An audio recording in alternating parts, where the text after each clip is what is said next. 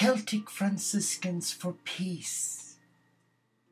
What's that all about? Celtic Franciscans. Never heard of them. Well, you have now, because over the last few months, I've been guided in my heart, here in my little monastery without walls, in the beautiful South Lakes of the ancient Celtic kingdom of Reged, to do some serious thinking and not getting anywhere with it, but to do some soul searching and realizing I'm on a marathon. A marathon to spread a simple message without actually leaving my little monastery. Celtic Franciscan spirituality is rooted.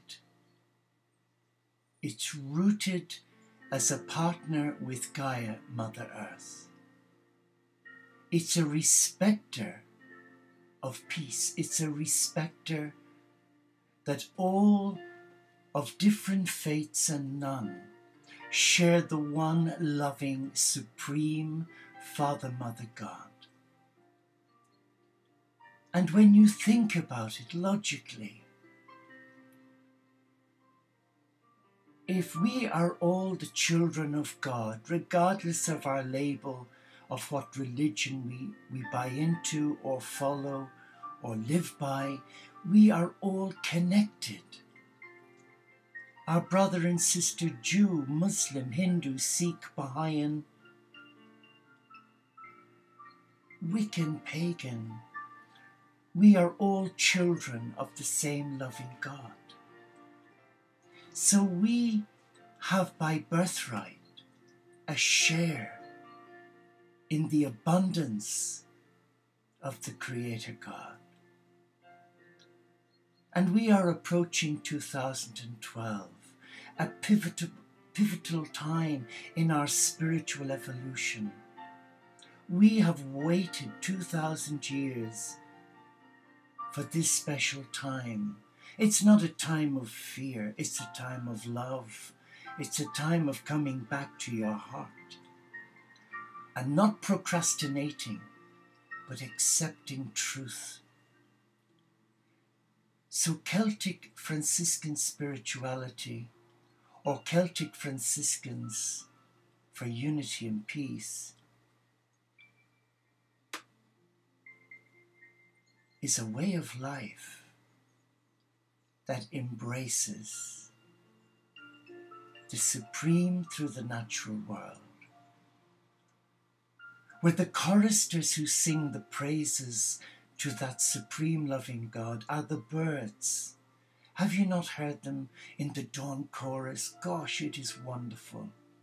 Many mornings I woke up early and I can hear them, and it's a cacophony, one trying to outdo the other, but it's a magical sound. It's a prayer. It's a prayer. And when you look around you in this beautiful world, it's not an ugly world. It's a beautiful world.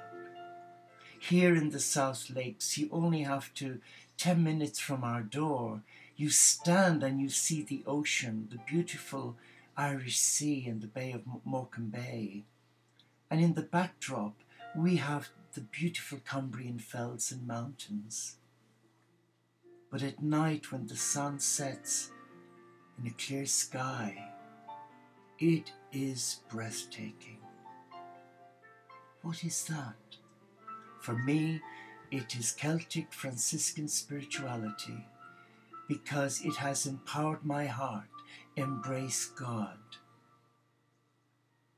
with Mother Earth and celebrate a gift that mankind is abusing. But hey, they always say what goes around comes around. Well, isn't it interesting today that many of the old ways are resurfacing? I know they are in nursing, because I gave 38 years of my life, starting off as a young nursing monk at 16, but they're going back to the old methods because they were tried and tested. And it's the same on the spiritual path. Oh yes, we can talk to the cows come home. And if we don't milk them cows, what happens? We have an unhappy cow. And many today are searching. They're searching from their ego. Unless it resonates within their head, they don't buy into it. But Celtic Franciscan spirituality is the heart. And the heart is Christ consciousness. And the heart is 2012. So Celtic Franciscan spirituality is like the heart. It is the gateway to the soul of God, the soul of creation, the soul of Francis. And that is the gateway to the Supreme. And what is so beautiful about being a member of the Teo community, I have never been as free in all my life. I have no rules and regulations that bully me into doing things I don't want to do. I'm not even in a situation where I'm being compromised. Because from the moment I get up to the moment I go to bed, there is a clean slate. And I set my own pace each day. And that is wonderful, because it allows me as an individual to bring my creativity, my depression, my illness, my joys, my talents. And it allows me use the gifts that I've been given as a prayer. Whereas when I look back as a young nursing monk, and I loved being in the community with our younger monks who were novices and junior professed monks. Different when I went to the established communities, and a lot of them were middle-aged and set in their ways. And they didn't want any young blood coming in telling them what to do. Hello. But in the Teo community, gosh, we are such a diverse bunch. You name it, we've got it. But the one thing we have got, and we've plenty of it, love. There is such a love and a respect. And we don't ask people when they join, what religion are you? Do you go to church? Oh, good. No. We have members, and they've never been inside a church. But there's one thing about them that's convincing. They have a thirst for the Creator. And their way of conveying their spirituality is living. They're living it. They're speaking it. They're sharing it. In other words, they're walking the talk and not doing like many academics are doing in religion, talking the walk and alienating hearts from love. I guess that's why the ancient Celts, and especially the Celtic saints, they were hardy men and women, don't you think? They didn't have central heating and deep freezers. They didn't have internet access or the iPhone or the iPad. But they had something very special. They had commitment. And they had a love for each other. And when they came together, miracles happened. Like it's happening when our community come together here once a month. We may not see one another from one end of the year to the other, but when we come together, it is a lovely feeling. It's a feeling of I belong. And there's no guilt trip. There's no putting you down. It's all about learning to love yourself.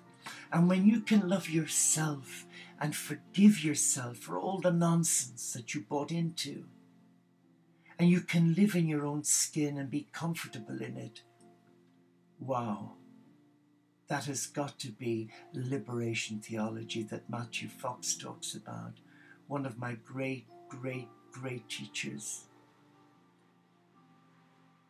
as is Eckhart Tolle, Rumi. Oh, there's so many. But they all share this return to the sacred. Well, as a member of the Teo community, we have returned to the original flavor of our teachers, the ancient Celts, who had a respect for nature. They worked to the seasons and to the moon. They didn't rely on a weather forecast from the BBC World News. They had a gut feeling and they followed it. Unlike today, where so many people want to go forward, but they're stuck because they're afraid. They're afraid. Come and taste what we do. Join us on live stream. You'll realize how mad we are. But we're mad for the right reasons, because we're all free. We're free. Like the bird in John Livingston's Seagull. We're free to fly, and fly we do. Namaste.